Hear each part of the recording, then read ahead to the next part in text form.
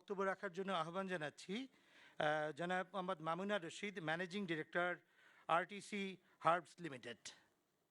মামুনুর রশিদ।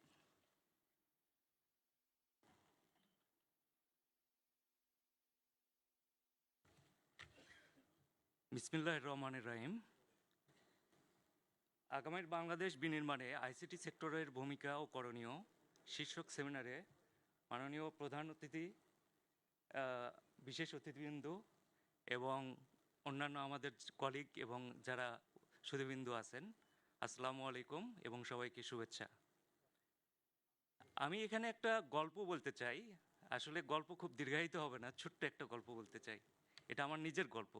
আসলে অন্যদের সাথে আমার বক্তব্য যাতে মিল না হয়, এই জন্য আমি একটা ছোট্ট গল্প বলতে চাই। তো এটা হচ্ছে আমার ফ্রিল্যান্সার থেকে উদ্যোক্তা হওয়ার গল্প। আমি কিভাবে ফ্রিল্যান্সার থেকে উদ্যোক্তা হলাম। তো আমি 2008 সালে রাজশাহী প্রকৌশল ও প্রযুক্তি বিশ্ববিদ্যালয়ের কম্পিউটার সায়েন্স অ্যান্ড ইঞ্জিনিয়ারিং বিভাগ থেকে পাশ করার পর জব সার্চ করি আর কি। পাশাপাশি আমি আউটসোর্সিংয়ের কাজ, ফ্রিল্যান্সিং কাজ শুরু করি। তো শুরু করতে যে প্রথমে যে বাধা পেলাম, একটা $1000 আমি কাজ পেলাম। ক্লায়েন্ট বললো আমাকে পেপালে পেমেন্ট করবে, কিন্তু আমার তো পেপাল নাই। ক্লায়েন্ট অ্যানোনিয়েট হয়ে বলল যে না, তাহলে তো আমি কাজ তোমাকে আর দেবো না। আমি আমার কাজটা হারালাম। এটা কি আমার দোষ? আমি কেন হারালাম কাজটা? এইরকম বাংলাদেশে আমি ধরলাম 1 লক্ষ ফ্রিল্যান্সার আছে, সবারই এই সেম কাহিনী করছে। কেন বাংলাদেশে পেপাল থাকবে না? নেপালের মতো একটা দেশে যদি পেপাল থাকে, কেন বাংলাদেশে থাকবে না? আশা করি ইনশাল্লাহ যদি বিএনপি ক্ষমতায় আসে, আমাদের ইচ্ছা পেপাল বাংলাদেশে আসবে ইনশাল্লাহ, আমরা এটা মনে করি। এরপর আমি 3 বছর জব প্যারালালি আমি ফ্রিল্যান্সিং করি। করার পর ছোটোখাটো একটা কয়েকজনের টিম নিয়ে একটা বিজনেস স্টার্ট করি।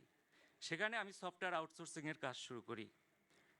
তো আমার মনে হয় এরকম যে 1 লক্ষ বা 2 লক্ষ যা ফ্রিল্যান্সার আছে, এদেরকে পেট্রোনাইজ করে উদ্যোক্তা যদি বানানো যায়, তাহলে বর্তমান বাংলাদেশে প্রায় 2 বিলিয়ন এক্সপোর্ট হয় সফটওয়্যার।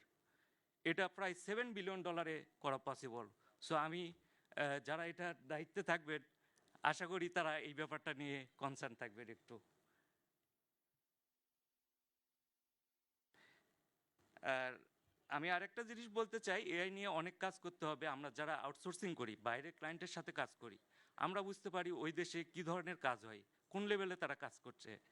সো ওই পর্যায়ে আমাদের এখানে কাজ করার একটা ক্যাপাবিলিটি তৈরি করতে হবে। আরেকটা হচ্ছে ব্লকচেন নিয়ে আমি একটা কথা বলতে চাই।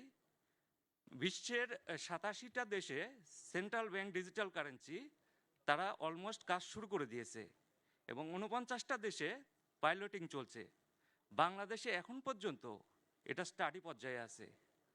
তাহলে আমরা কি ডিজিটাল বাংলাদেশ করলাম? আমি আমার বক্তব্য আর দীর্ঘায়িত করছি না। সবাইকে ধন্যবাদ। আল্লাহ হাফেজ। বাংলাদেশ জিন্দাবাদ।